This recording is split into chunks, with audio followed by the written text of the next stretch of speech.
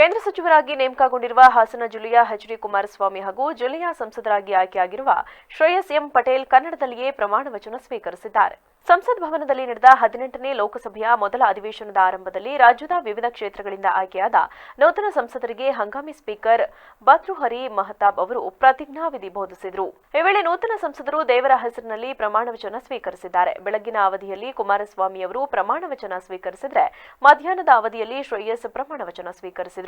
ಹಾಸನ ಜಿಲ್ಲೆಯವರೇ ಆದ ಎಚ್.ಡಿ. ಕುಮಾರಸ್ವಾಮಿ ಹಾಗೂ ಶ್ರೇಯಸ್ ಪಟೇಲ್ ಇಬ್ಬರು ಮೊದಲ ಬಾರಿಗೆ ಸಂಸತ್ ಪ್ರವೇಶಿಸುತ್ತಿದ್ದು, ಕುಮಾರಸ್ವಾಮಿಯವರು ಮಂಡ್ಯ ಲೋಕಸಭಾ ಕ್ಷೇತ್ರದಲ್ಲಿ ಕಾಂಗ್ರೆಸ್ ಜೊತೆಗೆ ತೀವ್ರ ಹಣಾಹಣಿ ನಡೆಸಿ ಗೆಲುವಿನ ನಗೆ ಬೀರಿದರೆ, ಇತ್ತ ಹಾಸನದಲ್ಲಿ ಶ್ರೇಯಸ್ ಜೆಡಿಎಸ್ ಹಾಗೂ ಬಿಜೆಪಿ ಮೈತ್ರಿ ನಡುವೆ ಮಾಜಿ ಪ್ರಧಾನಿ ಎಚ್.ಡಿ. ದೇವೇಗೌಡರ ಮೊಮ್ಮಗ ಸದ್ಯ ಅತ್ಯಾಚಾರ ಆರೋಪಿಯಾಗಿ ಪರಪ್ಪನ ಅಗ್ರಹಾರದಲ್ಲಿರುವ ಪ್ರಜ್ವಲ್ ರೇವಣ್ಣ ವಿರುದ್ಧ 50,000 ಮತಗಳ ಅಂತರದಲ್ಲಿ ಗೆಲುವು ಸಾಧಿಸುವ ಮೂಲಕ 2 ದಶಕಗಳ ಬಳಿಕ ಜಿಲ್ಲೆಯಲ್ಲಿ ಕಾಂಗ್ರೆಸ್ ಪಕ್ಷದ ಸಂಸದರಾಗಿ ಆಯ್ಕೆಯಾಗಿದ್ದಾರೆ.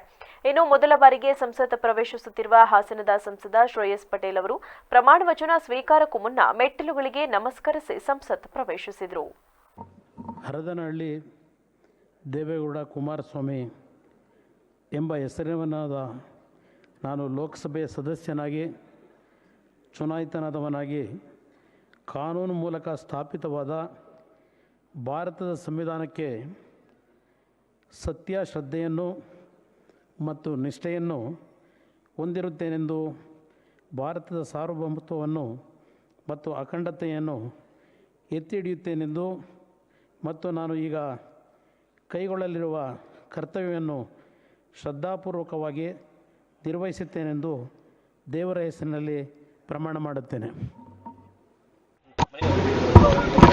ಶ್ರೇಯಸ್ ಎಂ ಪಟೇಲ್ ಎಂಬ ಹೆಸರಿನಾದ ನಾನು ಲೋಕಸಭೆಯ ಸದಸ್ಯನಾಗಿ ಚುನಾಯಿತನಾದನಾಗಿ ಕಾನೂನು ಮೂಲಕ ಸ್ಥಾಪಿತವಾದ ಭಾರತದ ಸಂವಿಧಾನಕ್ಕೆ ಸತ್ಯ, ಶ್ರದ್ಧೆಯನ್ನು ಮತ್ತು ನಿಷ್ಠೆಯನ್ನು ಹೊಂದಿರುತ್ತೇನೆಂದು, ಭಾರತದ ಸಾರ್ವಭೌಮತ್ವವನ್ನು ಮತ್ತು ಅಖಂಡತೆಯನ್ನು ಎತ್ತಿ ಹಿಡಿಯುತ್ತೇನೆಂದು ಮತ್ತು ನಾನು ಈಗ ಕೈಗೊಳ್ಳಲಿರುವಂತಹ ಕರ್ತವ್ಯವನ್ನು ಶ್ರದ್ಧಾಪೂರ್ವಕವಾಗಿ ನಿರ್ವಹಿಸುತ್ತೇನೆಂದು ದೇವರ ಹೆಸರಿನಲ್ಲಿ ಪ್ರಮಾಣ ಮಾಡುತ್ತೇನೆ.